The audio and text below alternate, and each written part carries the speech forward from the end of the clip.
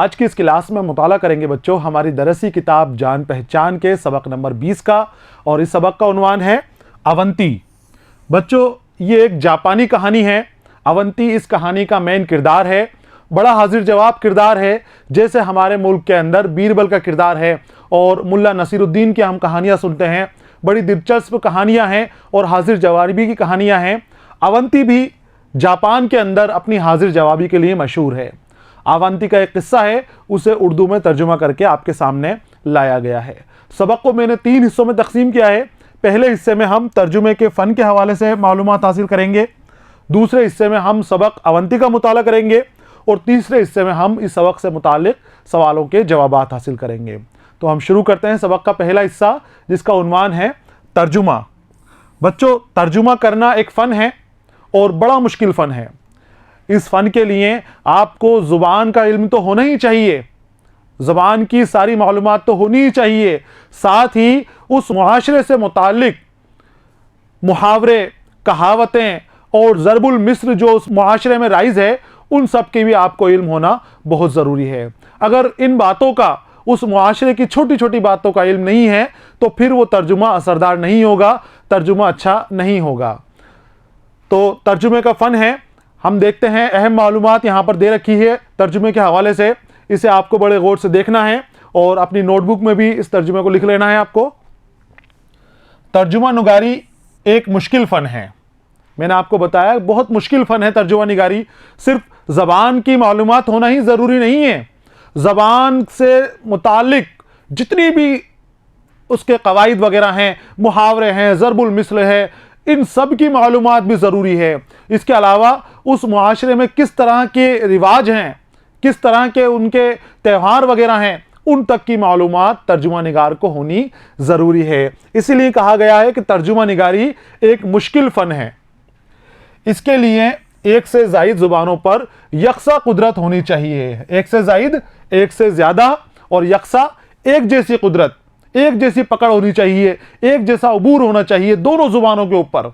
जिस ज़ुबान से तर्जुमा कर रहे हैं और जिस ज़ुबान में तर्जुमा किया जा रहा है, दोनों ज़ुबानों का, दोनों ज़ुबानों पर अबूर होना चाहिए, दोनों ज़ुबानों के ऊपर कुदरत होनी चाहिए। यह कुदरत लग़वी मफ़ाहिम पर नहीं, रोज़मर्रा मुहावरात और ज़ुबान के तरीक़ाकार पे भी होना ज़रूरी है।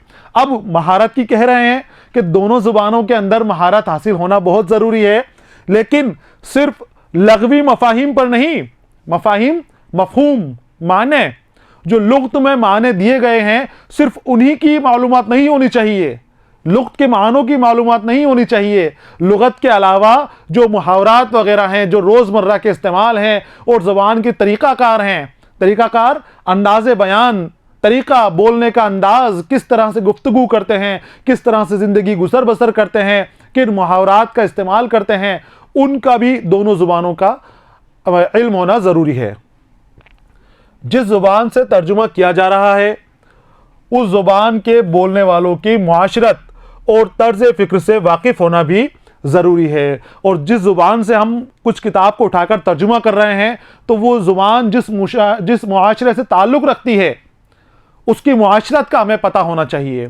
मुआशरत, ज़िंदगी जीने का ढंग, तौर तरीका, किस तरह से वो मुआशरे के बीच अपनी ज़िंदगी गुजर बसर कर रहे हैं, क्या उनके रीति रिवाज हैं, किन बातों को किस तरह से बोलते हैं, किन बातों को बोलना उनके मुआशरे में ममनू है, किन बातों के लिए वो खुश रहते हैं, सारी मालूमात उस मुआशरे से, उन लोगों से जिनके अदब का तर्जुमा किया जा रहा है, होना बहुत ज़रूरी है। इन तमाम खुसूसियात के बगैर सही और अच्छा तर्जुमा मुमकिन नहीं है। तो अच्छे और सही तर्जुमे के लिए ये खुसूसियात होना ज़रूरी है तर्जुमा निगार के अंदर।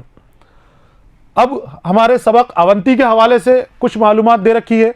इस सबक के हवाले से देखिए, सबक अवंती एक जापानी कहानी का तर्जुमा है। अवंती एक हाजिर जवाब और ज़हीन किरदार है। हाजिर जवाब कौन है? जिसके पास हर जवाब का, हर सवाल का फौरन जवाब आ जाए, वो हमेशा तैयार रहता है। जो भी उसके ऊपर सवाल दागोगे वो फौरन उसका आपको जवाब दे देगा। तो जो फौरन जवाब दे दे उसे हाजिर जवाब कहते हैं, यानी उसके पास हर सवाल का जवाब हाजिर है। अवंती भी हाजिर जवाब किरदार है। और हाजिर जवाब कौन होगा? जो ज़हीन होगा, जिसका जहन अच्छा होगा, अच्छे जहन वाले ही हाजिर जवाब होते हैं। उसके जवाबात पर हंसी आती है, लेकिन वो मसाइल को हल करने का हुनर भी जानता है। जापान का एक किरदार मुल्ला नसीरुद्दीन से मिलता जुलता है। हमारे यहाँ का किरदार है मुल्ला नसीरुद्दीन। पता नहीं कब कहाँ किस वक्त हाजिर हो जाता है और हर जगह वो किरदार मिलता है, हर जगह हर ज़ुबान में उससे मुतालिक कहानियाँ हमें मिलती हैं और उसके पास, मुल्ला नसीरुद्दीन के पास हर परेशानी का हल है, हर मुश्किल का उसके पास जवाब है। ऐसा ही किरदार है यावंती, जापानी किरदार है। हंसी हंसी के अंदर मामला सुलझाता है, बातों पर इसके हंसी भी आती है और ये हंसी हंसी के अंदर ही मामलात को, मसलों को सुलझा देता है। यहाँ पर बच्चों तर्जुमा निगारी के हवाले से मुख्तसर मालूमात दी थी। उर्दू अदब में बहुत बड़े बड़े मुसन्निफ हुए हैं जिन्होंने तर्जुमे किए हैं और आला दर्जे के तर्जुमे उर्दू अदब में किए गए हैं। इस तरह के तर्जुमे किए गए हैं कि वो तर्जुमे मालूम ही नहीं होते, ऐसा लगता है कि वो बराह रास्त किताब लिखी हुई है। बहुत सारे तर्जुमे आपको आगे की क्लासों में पढ़ने के लिए मिलेंगे। यहाँ पर बच्चों तर्जुमे के हवाले से मालूमात दे रखी थी, हमने सभी का मुताला किया।